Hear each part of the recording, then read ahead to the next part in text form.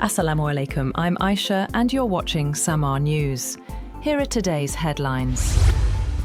A multi-layered security plan has been deployed as Pakistan prepares to host Iran-US peace talks in Islamabad. Authorities say thousands of personnel are in place, with parts of the capital under lockdown and a strict security perimeter around the venue. According to sources, advance teams from both countries have already arrived at the Islamabad hotel, where the delegations will be based. Iranian delegation, led by Parliament Speaker Baqir Qalibaf, is expected to arrive soon, while the US delegation, headed by Vice President JD Vance, will arrive in time for the Saturday discussions. The talks are expected to focus on extending the ceasefire and easing tensions, as both sides arrive with key demands ahead of negotiations. Just before leaving for Pakistan, US Vice President JD Vance said he expects positive negotiations with Iran, but also warned that any attempt to play the United States would be met with a firm response. Speaking to reporters, he said, "Washington is open to engagement if Tehran negotiates in good faith, as diplomatic efforts continue under a fragile ceasefire." Trump has said that a peace deal with Iran may be within reach, even as tensions simmer on the ground. He said he is very optimistic that a deal with Iran could soon be achieved, speaking in a phone interview with NBC News. He claimed Iranian leaders adopt a more flexible tone in private discussions compared to their public statements. Also, during a phone call, Trump urged Israeli Prime Minister Benjamin Netanyahu to scale back military operations in Lebanon to support peace efforts. He later confirms the conversation, saying he spoke to Netanyahu and he's going to low-key it. However, President Trump said Iran lacks leverage in negotiations, accusing Tehran of relying on control of the Strait of Hormuz. His remarks come as uncertainty clouds planned talks in Pakistan, with Iran demanding sanctions relief and a ceasefire in Lebanon before negotiations proceed. Washington has warned it is ready to resume military action if talks fail.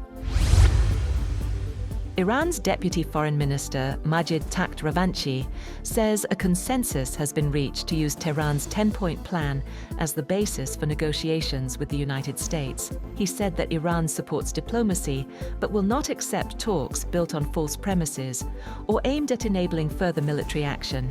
The plan includes maintaining control of the Strait of Hormuz, lifting sanctions, and a US military withdrawal as both sides prepare for talks in Islamabad. Meanwhile, Iran's Parliament Speaker Baqir Qalibaf says key conditions must be met before negotiations can begin. In a post on social media, he called for a ceasefire in Lebanon and the release of Iran's blocked assets as prior commitments. Qalibaf warned that talks should not proceed until these steps are implemented, as disputes continue over ceasefire terms and ongoing hostilities.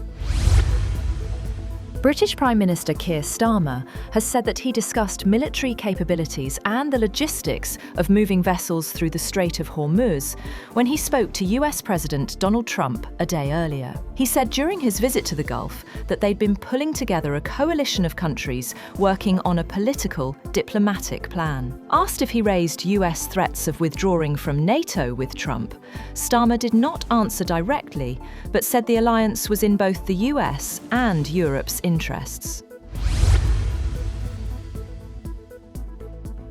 Has announced a 32-hour ceasefire over a 2-day period for Orthodox Easter, and his Ukrainian counterpart, Volodymyr Zelensky, said Kiev would abide by the measure. The ceasefire for Orthodox Easter celebrations on Sunday coincides with a pause in US-led efforts to clinch a settlement to the 4-year-old conflict amid hostilities in Iran and the broader Middle East. The Kremlin said the Easter ceasefire would be in effect from Saturday at 4 p.m. to midnight on Sunday evening. The Kremlin announcement said it proceeded on the basis that the Ukrainian side will follow the example of the Russian Federation. Attacks on Saudi energy facilities have cut the kingdom's oil production capacity by around 600,000 barrels per day and throughput on its east-west pipeline by about 700,000 barrels per day. Saudi state news agency SPA reported, citing an official source at the Ministry of Energy, that the latest attacks also disrupted operations at key oil, gas, refining, petrochemical, and electricity sites in Riyadh, the Eastern Province, and Yanbu Industrial City. One pumping station on the east-west pipeline was hit, reducing throughput by about 700,000 barrels per day. The Manifa oil field and Kurais facility were also hit, reducing production capacity by a total of 600,000 barrels per day.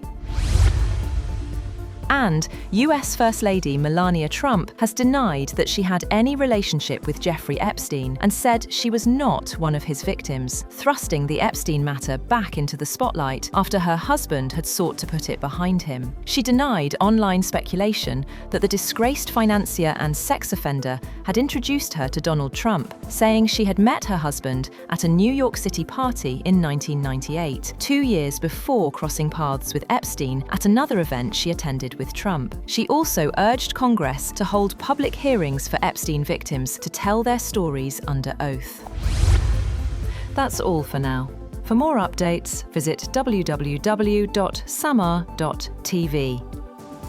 Thank you for watching Samaa News.